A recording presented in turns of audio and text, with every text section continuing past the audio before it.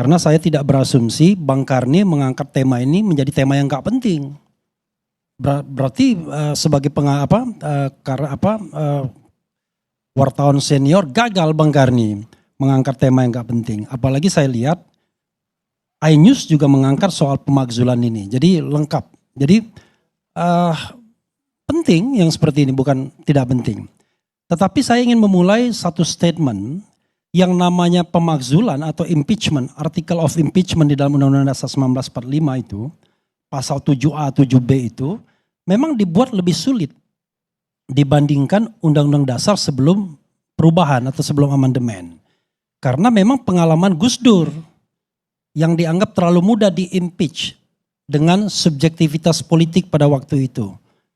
Waktu itu kan mekanismenya sebenarnya dia dianggap melakukan tindak pidana korupsi Danatera, Yayasan Danatera, Bulog. Tetapi ujung-ujungnya kan pada waktu itu prosesnya 3 bulan setelah dianggap melanggar daripada haluan negara, 1 bulan kemudian akan diperingatkan lagi dan kemudian sidang istimewa. Tetapi eskalasinya pada waktu itu pemberhentian atau penggantian Kapolri dan pembubaran DPR. Jadi sudah disconnected seperti yang saya katakan. Karena itu memang akhirnya amandemen konstitusi itu menambah sebuah klausul tidak hanya political perspektif tapi juga legal perspektif. Jadi kalau mau mengimpeach presiden dan atau wakil presiden, jadi kata dan atau wakil presiden itu bisa dua-duanya, bisa salah satunya. Itu bahasa hukum yang tidak boleh dibantah lagi ya. Dan atau, bukan dan. Jadi kalau memang misalnya memenuhi hasrat politiknya, maka ada yang namanya objektifikasi hukumnya di Mahkamah Konstitusi. Dulu waktu saya masih di sana sebagai salah seorang asisten hakim, saya begitu yakin Mahkamah Konstitusi sebagai the guardian of the constitutions, ya, sebagai the protector of human rights. Tapi setelah kejadian akhir-akhir ini saya berpikir, wah ini hakim konstitusi itu main ini juga. Bisa ke kanan, bisa ke kiri tergantung konstelasi politik juga ya. Dalam beberapa kasus kita melihat hal seperti itu. Karena itu sebenarnya dari sisi politik ya saya setuju dengan Adi Prayitno. Kalau elit-elit politik yang 7 atau 8 itu sepakat selesai semuanya. Cuman apakah mereka sepakat atau tidak, makanya saya katakan tidak mudah. Kan tinggal Prabowo sepakat, lalu Mega sepakat, Surya Paloh sepakat, Bahlil sepakat, kemudian Zulkifli Hasan sepakat, PKS sepakat. Nah saya bilang PKS ya, bukan presidennya atau Dewan Suronya karena dia lebih kolektif kolegial. Kemudian SBY sepakat, saya tidak menyebut AHY, SBY sepakat, ya kan? Selesai.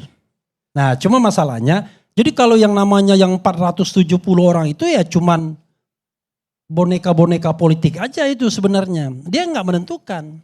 Jadi kalau Anda duduk di sini anggota DPR mengatakan wah kami akan tolak dan lain sebagainya, bullshit untuk kondisi politik saat ini. Karena itu sangat bergantung kepada elit-elit politik itu. Nah kalau kita bicara soal politiknya, maka kita bicara tentang political insentifnya. Kira-kira kalau saya mau menjatuhkan Gibran, Prabowo misalnya, let's say, ada nggak political insentifnya? Insentif politiknya apa sih? Maka kalau tidak ada political insentifnya, Prabowo tidak akan bergerak. Kan begitu cara berpikirnya. Oke, untuk perspektif politiknya saya agak kurangi porsinya. Saya perspektif konstitusinya. Tetapi kalau kita hanya melihat pendekatan hukumnya, mudah sebenarnya mengimpeach presiden dan atau wakil presiden itu. Karena ayat-ayatnya itu walaupun kelihatannya precise, tapi longgar sesungguhnya. Ada 6. Yang dikatakan di situ. 1, melakukan pelanggaran hukum berat. Pelanggaran hukum berat itu adalah yang tuntutannya 5 tahun atau lebih. Banyak sekali kasus-kasus yang 5 tahun atau lebih. Kita bicara tentang dokumen palsu aja 6 tahun. Ya kan? Bicara tentang penghinaan, pencemaran, nah itu masih 4 tahun, kemarin 6 tahun. Bicara tentang berita bohong 10 tahun kemarin, tapi sudah selesai di judicial review di Mahkamah Konstitusi. Karena itu kalau kita bicara tentang kejahatan yang ancaman hukumannya tahun atau lebih banyak sekali. Yang kedua, melakukan korupsi. Saya kira korupsi itu nanti saya akan masukkan klausul itu.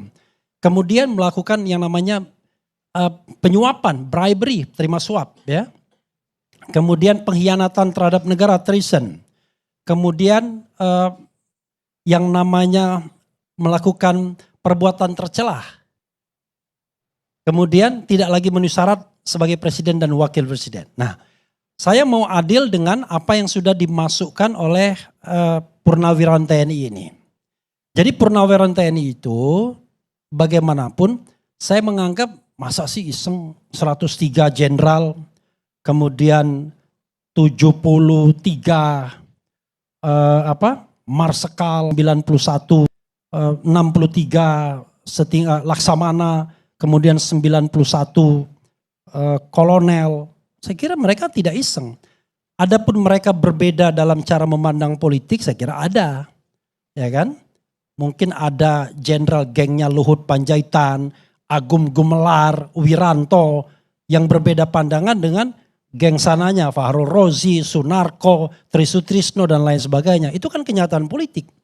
Dan justru ini membuat kita bertanya-tanya, kok bisa jenderal-jenderal itu bisa berbeda pendapat? Kan jarang tuh jenderal bisa berbeda pendapat yang setajam ini menurut saya. Nah yang mereka ajukan, jadi kalau misalnya adresatnya itu mereka itu ke DPR sudah benar. Ada yang mengatakan, loh kan nggak bisa ke Prabowo. Saya kira mereka nggak bodoh juga. 8 tuntutan itu mereka bacakan, ya kan? Dan mereka mau datang ke Prabowo tapi nggak diterima. Tidak ada jadwal itu untuk menyampaikan 8 secara langsung. Mereka sampaikan di publik. Tapi poin ke-8 tentang impeachment itu, ya tentu adresatnya nggak ke Prabowo, tapi ke MPR. Tapi MPR itu ya harus DPR duluan. Karena MPR terdiri dari anggota DPR dan DPD. Tapi untuk impeachment mulainya 1/3 anggota DPR. Lalu sidang 2/3 minimal dan 2/3 dari minimal 2/3 itu harus setuju. Datanglah ke Mahkamah Konstitusi. 90 hari di Mahkamah Konstitusi. Terbukti terus bisa ke MPR. Kalau MK mengatakan tidak terbukti berhenti. Nah mereka sudah menyampaikan itu secara prosedur ke DPR. Dan yang mereka sampaikan, kalau kita baca alasannya, ada 2 alasan besar yang mereka katakan. Alasan konstitusional dan alasan hukum. Alasan konstitusional itu cuma dasar-dasar impeachment saja sesungguhnya. Jadi mereka menyebutkan pasal 7A, 7B, mereka menyebutkan undang-undang kekuasaan kehakiman, mereka menyebutkan TAP MPR tentang bersih dari KKN dan lain sebagainya. Nah itu lebih pada dasar-dasar, tapi mereka juga menyinggung soal putusan MK 90 tersebut. Oke, yang kedua itu alasan hukumnya itu yang lebih teknikal sesungguhnya. Sekarang pertanyaannya adalah, ada enggak dari 6 klausul tersebut? 1, yaitu tindak pidana berat. 2, pengkhianatan terhadap negara. 3, penyuapan. 4, perbuatan tercela. 5, tidak lagi memenuhi syarat. Ada enggak masuk ke sana? Nah maka kalau kita lihat misalnya, yang dipersoalkan oleh Purnawirawan ABRI itu adalah salah satunya adalah Fufu Fafa. Mereka mempermasalahkan itu loh dalam itu. Kalau kita bicara tentang Fufu Fafa, misalnya itu confirm, itu adalah milik wakil presiden, maka bisa dikonstruksikan sebagai perbuatan tercela. Oke, karena dia tidak mengakui bahwa itu milik dia. Kita tidak bicara mengenai perbuatan masa lalunya, tapi perbuatan masa sekarangnya di mana dia tidak mengakui itu. Kenapa? Ya seperti yang saya katakan ketika ditanya takon sing duwe katanya. Tanya yang punya. Artinya secara eksplisit dia mengatakan not mine. Punya orang lain tuh. Ya kan? Oke. Lalu apa lagi? Purnawirawan itu juga mempermasalahkan mengenai investasi putra-putri presiden. Dari modal Ventura. Ya. Ingat kepada waktu sampai 100 miliar tuh ada suntikan dana 100 miliar yang dianggap itu bisa it could be korupsi bisa juga suap. Oke, itu dipersoalkan juga oleh mereka. Berikutnya, Iya, halo teman-teman, kembali bersama saya di channel ini, channel Indonesia 2045, yang membahas seputar politik, pendidikan, dan juga budaya. Iya, menarik sekali soal tuntutan pemakzulan Wakil Presiden Republik Indonesia, Gibran Raka Buming Raka, tentu sampai saat ini kian menggelegar dan terus dibahas dan diperbincangkan. Tentu surat pemakzulan ini sudah sampai masuk ke gedung DPR. Ya, tentu kalau kita melihat tadi penyampaian dari Bung Refli Harun bahwa dari 280 juta penduduk rakyat Indonesia, ada 147 ribu katanya yang setuju, ya, atau dari 147 ribu ada 94% yang setuju. Kurang lebih seperti itulah tadi poin yang saya dengar, ya. Tetapi apakah ini apple to apple? Kan tidak juga kan begitu. Tetapi ini menjadi, ya, harus dilihat juga bahwa apa alasan tuntutan pemakzulan ini disampaikan. Apa alasan tuntutan ini digaungkan dan disuarakan? Yang jelas tentu kalau memacu pada putusan 90 perubahan undang-undang, perubahan aturan di Mahkamah Konstitusi yang memang pada proses pencalonan Gibran itu banyak kontroversi juga, banyak problem dan juga dikatakan pelanggaran etik, ya, cacat konstitusi, ya, dan lain sebagainya, macam-macam. Tetapi kita harus fair, katakan bahwa segala dugaan kecurangan, segala bentuk kecurigaan, segala bentuk tuduhan, segala macam problem hingga kontroversi yang terjadi pada saat itu telah selesai, telah diselesaikan di sengketa Pilpres di Mahkamah Konstitusi. Kita harus fair juga mengatakan itu. Tetapi yang terus terngiang-ngiang dalam kepala kita adalah ini anak dulu syaratnya itu dari awal berproses juga sudah bermasalah. Bisa saja sengketa Pilpres kemarin yang menolak gugatan 0103, karena pada saat itu Jokowi masih jadi presiden. Jokowi adalah bapaknya Gibran, orang tuanya ada Gibran. Ya bagaimanapun dugaan kuat pasti cawe-cawe. Kan begitu. Meskipun belum nggak ada bukti yang kuat untuk mengutarakan itu sebetulnya.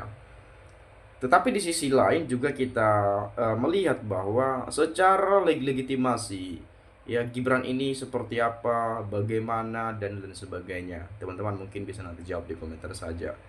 Lalu kemudian apakah ada alasan kuat lainnya untuk memperkuat pondasi alasan untuk memakzulkan wakil presiden? Tentu ada, teman-teman. Tentu ada. Ya. Misalnya ketika Gibran ketahuan atau terbukti korupsi sendirian misalnya, atau Gibran pernah melakukan perbuatan tercela, seperti misalnya kalau betul ya terbukti akun Kaskus Fufu Fafa yang diduga selama ini adalah punya Gibran, itu bisa jadi alasan kuat untuk memakzulkan itu. Ya kan itu kan diposting, ya kan itu sudah bertahun-tahun, sudah lama sekali sebelum Gibran menjabat sebagai wakil presiden, sebelum menjabat sebagai wali kota misalnya. It's okay, tetapi itu baru ketahuan, baru terbukti setelah Gibran jadi wakil presiden. Kan begitu kurang lebihnya. Atau mungkin Gibran ketahuan narkoba. Itu bisa jadi alasan kuat juga untuk memakzulkan. Atau tidak lulus SMA. Nah, lebih kuat lagi tuh. Ya, tetapi satu hal yang kita lihat bahwa tuntutan ini mungkin ada semacam kekhawatiran, ya, ketika Presiden Prabowo semisal berhalangan tetap dan yang menggantikan posisinya pasti wakil presiden yaitu Gibran. Tetapi secara pengalaman hubungan internasional, ya, dan mungkin yang lainnya macam-macam ya, secara pengetahuan, kompetensi, kapasitas dan lain sebagainya, Gibran masih masih belum mumpuni lah. Ya, pengalamannya juga masih minim lah kita sebut begitu. Nah, seandainya Pak Prabowo berhalangan tetap dan digantikan oleh Gibran, mau dibawa kemana bangsa ini ke depan? Mau dibawa kemana arah negeri ini? Kan begitu. Dengan 280 juta penduduk Indonesia. Itu yang mungkin juga muncul di pikiran saya, oh ternyata mungkin ya begini, begitu, dan lain-lain. Tapi kalau saya salah ya saya minta maaf ya, silahkan dikoreksi saja. Nah, di sini kita coba melihat ya, sesama pecundang saling mendukung. Yang pilih pasangan Prabowo Gibran itu puluhan juta orang. Yang ingin dimakzulkan cuma 147.000 orang, tidak sebanding. Tidak apple to apple. Kalah harusnya legowo, dengan kekalahan tidak perlu cari-cari alasan. Gibran wapres dunia nyata kok disurvei lewat dunia maya. Anies kali wapres dunia halu. Bukan mikirin rakyat, malah buat gaduh aja. Orang yang bikin gaduh ya tangkapin aja ya, biar negara aman. Refli memang taat apa bang, apa nih, saya nggak jelas komentarnya ini ya. Segera makzulkan, banyak sekali orang-orang yang lebih pantas menjadi wakil presiden ketimbang Gibran ya. Refli ini cari-cari panggung ya. Uang gerombolan pendukung Anies, semua akar masalahnya itu gerombolan ini kalah di Pilpres. Terus membuat narasi yang provokatif, mengadu domba lewat media-media. Kenapa? Kenapa sih? Kalau memang mau membangun bangsa ya bersama-sama. Tololnya cuma omong-omong di media tapi nggak berbuat apa-apa, cuma cari panggung. Tapi mengatasnamakan rakyat. Apa yang kalian sudah perbuat buat rakyat? Bullshit semua, bacot doang digedein. Jadi ini menjadi sebuah pro dan kontra sebetulnya ya, sah saja sebetulnya ketika ada pendapat si A, si B, si C. Inilah bentuk dari negara berdemokrasi. Semakin banyak perbedaan pendapat ya, semakin banyak yang mengkritisi dan lain sebagainya. Ya tentu kalau kita melihat di sisi lain, karena apa gitu ya, atau karena pemerintahan yang gagal makanya dikritik, ya itu sah-sah saja sebetulnya. Atau ada pendapat tentang ini, itu, dan lain-lain, ya sah-sah saja. Ya bahkan itu bisa juga menumbuhkan demokrasi ini ke depan. Ya mungkin menurut pandangan hemat saya seperti itu. Kalau saya punya ucapan yang salah ataupun kata-kata yang mungkin tidak pantas dan kurang berkenan, ya saya minta maaf. Ya tidak bermaksud untuk hal-hal yang bersifat negatif lainnya. Bila teman-teman punya pendapat lain, silahkan sampaikan di komentar pada video ini. Itu saja, terima kasih sekali lagi, ucapkan salam dan sampai jumpa.